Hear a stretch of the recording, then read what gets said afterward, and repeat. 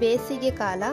ಭಾರತದಲ್ಲಿ ಬೇಸಿಗೆ ಕಾಲವು ಮಾರ್ಚ್ ತಿಂಗಳ ಮೊದಲ ವಾರದಲ್ಲಿ ಪ್ರಾರಂಭವಾಗಿ ಮೇ ತಿಂಗಳ ಕೊನೆಯವರೆಗೂ ಮುಂದುವರಿಯುತ್ತದೆ.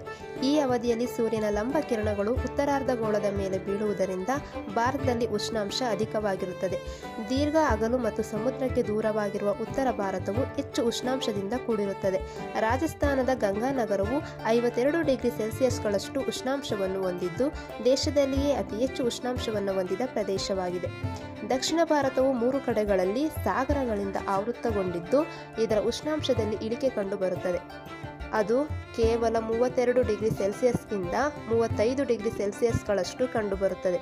ಈ ಅವಧಿಯಲ್ಲಿ ಉತ್ತರ ಭಾರತ ಪರ್ವತ ಪ್ರದೇಶ ಮತ್ತು ಪರ್ಯಾಯ ಪ್ರಸ್ಥಭೂಮಿಗಳು ಸಾಕಷ್ಟು ತಂಪಾಗಿರುತ್ತವೆ.